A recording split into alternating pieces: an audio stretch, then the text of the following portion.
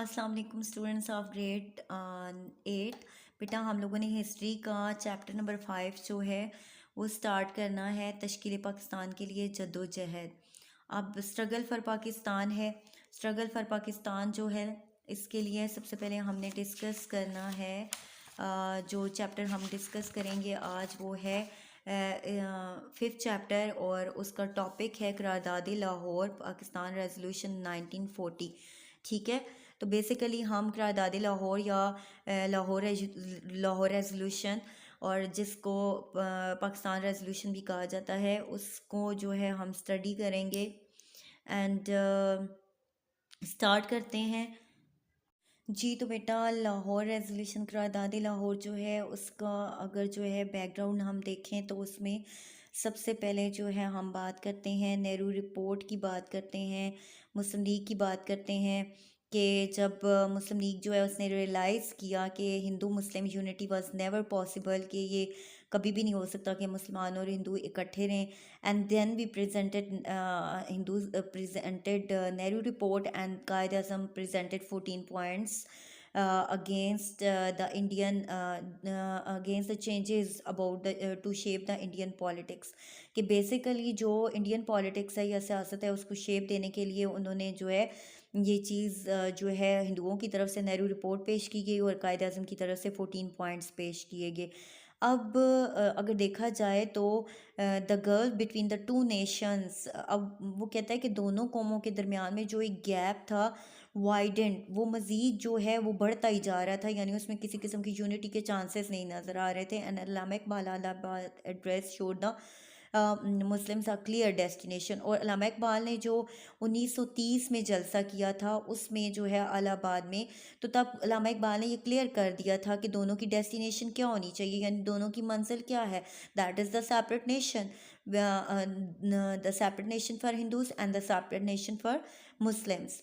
And in the light of these events, अब वो कहता है कि अगर इन इवेंट्स को देखा जाए, इन तमाम वाक़यात को देखा जाए कि जो भी उससे पहले बरे सग़ीर में हुए, तो उस सब से हमें पता चलता है कि दोनों की जो यूनिटी है वो इम्पॉसिबल थी। तो that's why the annual meeting of the Muslim league was held at Lahore in 23 March 1940। Basically वो कहता है कि लाहौर में जो है मुस्लिम लीग का जलसा हुआ 23 मार्च 1940 को, and huge gathering were held in Minto park. और ये जलसा जो है वो मिंटो पार्क में हुआ, यानी जिसको अब हम इकबाल पार्क का नाम देते हैं। और मिंटो पार्क में ये जलसा जो हुआ, responsibility of the Quaid Azam bodyguard was given to frontier Muslim. और उस वक्त जो कायद आज़म के बॉडी गार्ड थे या जो लोग उनको गार्ड कर रहे थे वो फ्रंटियर मुस्लिम जो है वहाँ से लिए गए। एंड जो उनका प्रेसिडेंशियल एड्रेस था उसमें उन्होंने टू नेशन थ्योरी जो है उसको एक्सप्लेन किया, यानी दो कौमी नज़रिया क्या है उसको एक्सप्लेन किया। ये दो कौमी नज़रिया क्या है कि Muslims and Hindus are two separate nations, कि ये दोनों अलहदा कौमें हैं। एंड उन्होंने आर्गूमेंट्स दिए और उन्होंने जो हिस्ट्री में जो एक चीज़ थी कि सर सैयद अहमद खान ने जिस चीज़ को जो है वो किया, जो सबसे पहले सपोर्ट किया कि दो कौमी नज़रिया जो है उसको उसके बानी के लाए उन्होंने उसको पेश किया।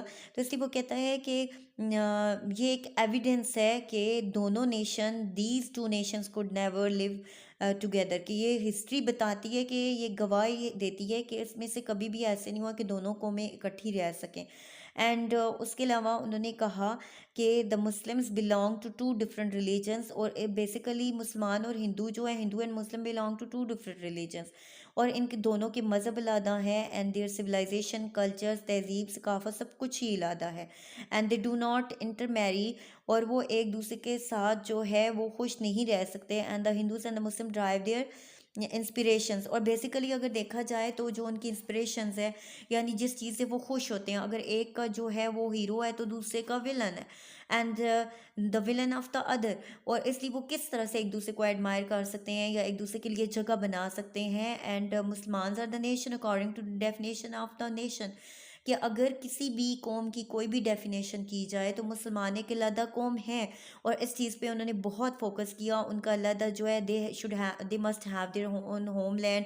उन्होंने कहा कि उनकी अपनी जो है वो अलहदा वतन होना चाहिए, अपना बाई वतन होना चाहिए, और जिसके अंदर जो है उनके अंदर spiritual, cultural, economic and political development of our people, कि हम अपने लोगों की सकाफती, समाजी, तहजीबी और सियासी तौर पे, माशी तौर पे जिस तरह की तरक्की करना चाहते हैं हम अपने मुल्क की, अपने लोगों की कर सकें। इसलिए बेसिकली वो कहता है कि लाहौर रेजोल्यूशन का जिक्र करता है। द रेजोल्यूशन बेसिकली क्या है कि कायद अज़म की जो स्पीच है उसके हिसाब से अगर देखा जाए तो the Bengal chief minister call the lion of Bengal. अब वो कहता है कि जहाँ पे जो शेर बंगाल कहलाते थे, अब शेर बंगाल कौन है जी? मौलवी फजलुल हक। अब मौलवी फजल हक जो शेर बंगाल कहलाते थे, उन्होंने इसको प्रेजेंट किया, इस रेजोल्यूशन को, एक जलसे के अंदर, ठीक है। तो बेसिकली इसको प्रेजेंट करने वाले मौलवी फजल हक हैं, जिनको शेर बंगाल कहा जाता था, और जो है उनकी बहादुरी की वजह से। And that is the consider view of the session of all India Muslim League that no constitutional plan would be workable in the country unless it is design on the following principles. अब इसमें ये चीज़ बताई गई कि ऐसा कोई भी आईनी जो है वो काम नहीं किया जाएगा, ऐसा कोई आईनी मंसूबा नहीं बनाया जाएगा कि जो कि मुसलमानों की या उनकी ख्वाहिशात के मुताबिक नहीं होगा, जो इस तरह से डिज़ाइन नहीं किया जाएगा। यानी जोग्राफिकल कंटीजियस यूनिट्स जो हैं उनको डिमार्केट किया जाएगा। जोग्राफिकली कंटीजियस यानी जोग्राफियाई तौर पर जो एक दूसरे के साथ जुड़े हुए इलाके हैं, यानी जहाँ पर मुसलमानों की आबादी ज़्यादा है। Constituted such territorial readjustment as may be necessary, यानी उनकी ऐसी रीएडजस्टमेंट की जाए कि वो दोबारा से, मतलब उन सूबों को मिला के एक मुल्क बना दिया जाए।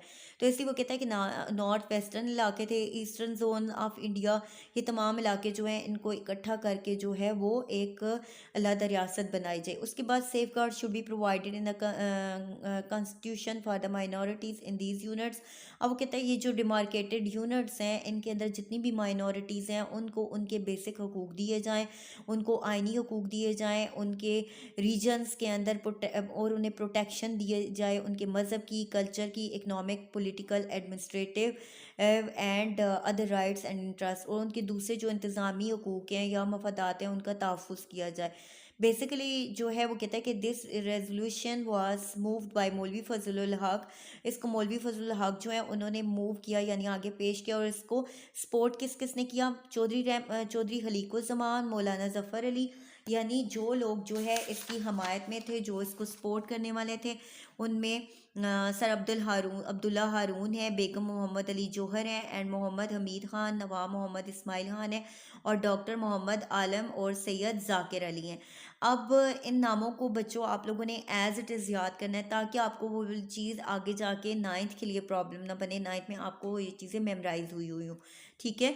अब वो कहता है कि अगर हम देखें तो लाहौर रेजोल्यूशन जो है एक टर्निंग पॉइंट था मुसलमानों की जो पॉलिटिक्स है ऑफ इंडिया, हिंदुस्तान के, एंड इसने एक क्लियर कट डेस्टिनेशन दी, एक बहुत ही हतमी जो है और बिल्कुल साफ़ सुथरा एक मंजिल की तरफ जो है इसने निशानदेही की। एंड मीनार पाकिस्तान इस, अब वो कहता है कि जो मिंटो पार्क है और जो अब इकबाल पार्क कहलाता है, वहाँ पर हमने एक जो है मोनूमेंट जो है वो बिल्ड किया है, कंस्ट्रक्ट किया है, उसको हम लाहौर मिंटो पार्क जो है उसको प्रेजेंटली इकबाल पार्क जिसको कहते हैं, तो वहाँ मीनार पाकिस्तान कंस्ट्रक्ट किया गया है टू कमरेट द रेजोल्यूशन, ताकि इस रेजोल्यूशन या करारदाद को मनाया जाए।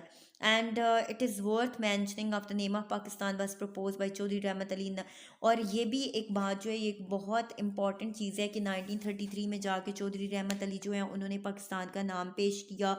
अब यही वो करारदाद है कि जिसके ऊपर बाकायदा तौर पे जो है तमाम मुसलमानों का फोकस रहा है, और तमाम मुसलमान जो है इसके बाद उनके लिए रास्ते अपने मुतय्यन करने आसान हो गए।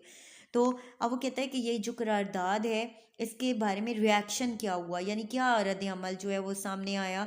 सबसे पहले जो है मिक्स रद्द अमल, यानी मुख्तलिफ तरह का रद्द अमल सामने आया। सबसे पहले था मुसलमानों के रिएक्शन की बात कर लेते हैं कि मुसलमान जो है वो जो इंडिपेंडेंट स्टेट के लिए जो है वो सेपरेट स्टेट के लिए जो है वो जो स्ट्रगल कर रहे थे, और जो है where opportunities would be created for the Muslim, और ऐसे मौक़े फ़राहम होने चाहिए मुसलमानों के लिए to lead their lives according to your culture, कि वो अपनी तहजीब सकाफ़त रिलीजन के मुताबिक जो है अपनी वैल्यूज़ के मुताबिक ज़िंदगी गुजार सकें। तो उनके लिए तो ज़ाहिर सी बात है कि एक खुशी की बात रही।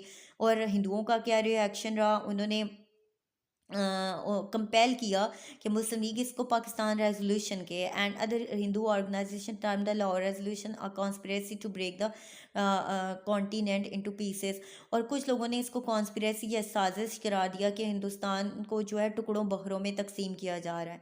अब जो रेजोल्यूशन का नाम दिया गया तो वो इसलिए नाम दिया गया क्योंकि मुसलमानों ने इसके लिए कोई नाम तजवीज़ नहीं किया हुआ था। ये अंग्रेज़ अखबारात ने और हिंदू अखबारात ने जो है इशात की, और इसलिए मुसलमानों ने भी उसको लाहौर रेजोल्यूशन या करारदाद लाहौर का नाम दिया।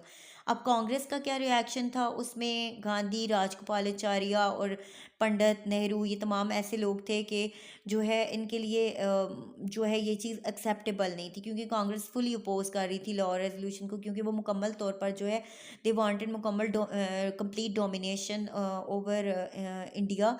तो क्योंकि वो मुकम्मल डोमिनेशन चाहते थे तो इसलिए वो कभी भी इसको कबूल नहीं करते थे। रिएक्शन ऑफ ब्रिटिश गवर्नमेंट अगर देखा जाए तो वो क्या था कि ब्रिटिश गवर्नमेंट जो है उन्होंने इसको पोज नहीं किया, क्योंकि बरतानिया जो है वो खुद सेकेंड वर्ल्ड वॉर के, they were worried about the second world war and they could not bear the opposition of the Muslim openly, क्योंकि वो खुद दूसरी जंग अजीम की वजह से इतने परेशान थे कि वो मुसलमानों की जो नाराज़गी है उसको मोल नहीं लेना चाहते थे। तो इसलिए बेसिकली हम कह सकते हैं कि लाहौर रेजोल्यूशन मुसलमानों के लिए एक टर्निंग पॉइंट रहा है और मुसलमानों की स्ट्रगल के लिए एक बहुत बड़ा मरकज़, बहुत बड़ा जो है एक वजह रही है। तो इसलिए मुसलमान जो है आज भी हम इसको 23 मार्च को मनाते हैं, सेलिब्रेट करते हैं इस डे को। एंड आई होप यहाँ तक आपको समझ आ गई होगी। थैंक यू स्टूडेंट्स, जब आपको असेसमेंट दी जाए तो इस रिव्यू को देखते हुए आपने उसको करना है। Thank you.